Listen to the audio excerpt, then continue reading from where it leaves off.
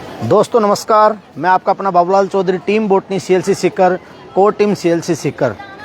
तो प्यारे विद्यार्थियों और जो नीट के सहभागी थे, 21 जून को जिन्होंने पेपर दिया और जो भी मार्क्स उनके जुड़े, लगभग 530, 35 या 40 नंबर जुड़ रहे हैं या उससे ऊपर नंबर जुड़ रहे हैं, 560, 580, 420, 450, 490 तक, और आगे भी जितने ये मार्क्स आपके जुड़ रहे हैं, तो आप मज़े करें। और आप समझ सकते हैं कि उसी प्रकार कैटेगरी के अंदर भी, लेकिन आप अगर आपके मार्क्स 520 से कम हैं जनरल ओबीसी में, और उधर आप समझ सकते हो कि भाई 450 से नीचे एससी में है और एसटी के अंदर 440 या 30 से कम है, तो उन सबको कम बैक करना चाहिए।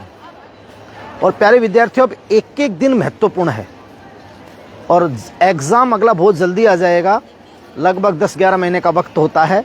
और रक्षाबंधन निकलने बाद जैसे ही दीपावली आती है तो सेशन बहुत जल्दी आता है। तो मैं उन सब नीट के जो एस्पिरेंट्स थे, तो अपन को थकना नहीं है, हारना नहीं है, और अपन कोई अलग चीज़ नहीं कर रहे थे, हताश होने की तो कोई क्वेश्चन आता ही नहीं है। मैं सभी अभिभावकों से और जितने भी शिक्षक गण हैं या साइंस को जो व्यक्ति जानता है, उन सब से मैं एक आग्रह करना चाहूँगा कि बच्चा जब यहाँ चाहे 11th-12th फाउंडेशन कम स्कूल, मतलब स्कूलिंग ही होती है, और उसके बाद में चाहे कोचिंग करता है, तो उसको 11th और 12th की एनसीईआरटी की लाइन को सिखाया जाता है। रटना नहीं, रीड करना नहीं, लर्न करना कि उससे लॉजिकल क्वेश्चन कैसे बनते हैं। तो 11th-12th एनसीईआरटी पढ़ता है, और हो सकता है जब वो फ्रेशर रहे तब तो उसको अधिक पढ़ा दिया जाए, लेकिन जैसे ही वो रिपीटेड एग्जाम के पास पहुंच जाता तो प्योर एनसीईआरटी पढ़ाई जाती है।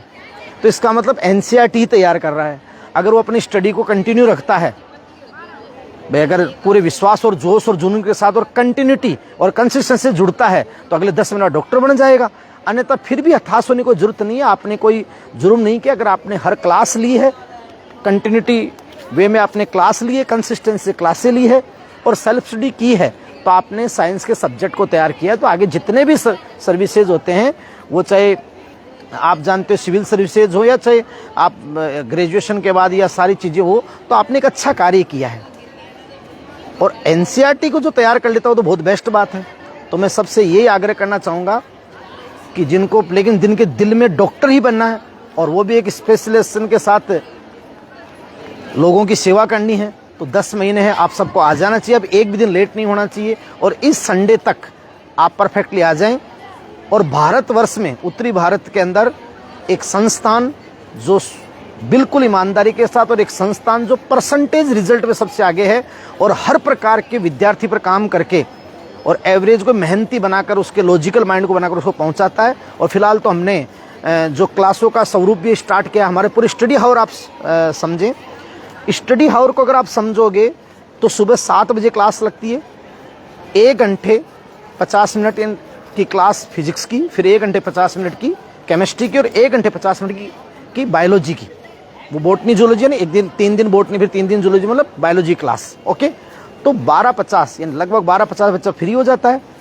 जाओ जी, खाना खाओ, और 1-1:15 बजे तक फिर एक एनर्जी नैप लो 40-50 मिनट का, और अपने आप को खुश मिजाज रखो। उसके पश्चात आप जानते हो कि अपने स्टडी हावर में आ जाओ, जहाँ बैठा कर कुछ क्वेश्चन या टास्क दिया जाता है और बच्चा पढ़ो आराम से। डाउट काउंटर का एक निश्चित टाइम होता है, डाउट्स पूछो और अच्छे क्वेश्चंस करो और डाउट पूछो। कोई पैराग्राफ कम समझ में आए तो दोबारा समझो। और उसके पश्चात आप समझ सकते हैं कि शाम का ये देखें कि थोड़ी 10-15 मिनट थोड़ा घूमना, और वो मेडिटेशन हो जाता है, जिसको एक असेंबली नाम दे दिया जाता है, 5-10 मिनट 15 मिनट है। और उसके पश्चात आप देखते हैं कि बच्चा अपना नाइट स्टडी के दौरान अपने जो निश्चित टाइम बांटकर अपना कार्य करे। तो जो 2 पारे में चलता, तो मैं सभी नीट एस्पिरेंट से करूंगा कि आप विश्वास नहीं हारें, दिल में एक जुनून और जोश उत्पन्न करें, और डॉक्टर बनने की जो अपनी इच्छा उसको पूरा करें। कंटिन्यूटी, कंसिस्टेंसी, आप लेट नहीं हो, तो आप जल्दी से जल्दी पधारें और संडे तक एडमिशन कंप्लीट करें। और अभिभावक से भी करता हूँ कि 1-1, 2-2 दिन पास करना, कहीं अपने साल रिपीट नहीं हो जाए। और सरकार से दरख्वास्त करता हूँ कि पेपर बहुत अच्छे लेवल के कराएं, ताकि बहुत अच्छे लेवल के बच्चे डॉक्टर इंजीनियर बने और बिल्कुल गोपनीयता से और किसी भी रूप से चूक नहीं होनी चाहिए। और कॉम्पिटिटिव एग्ज़ाम बहुत अच्छे लेवल पे करना चाहिए। हम तो ये कहते हैं कि भाई पहले एम्स अलग होता, तो एम्स और आईआईटी में तो बहुत इंडिया के टॉप लेवल के जो क्रीम बच्चे पहुंचेंगे, तभी विदेशों के अंदर अपना डंका बजेगा।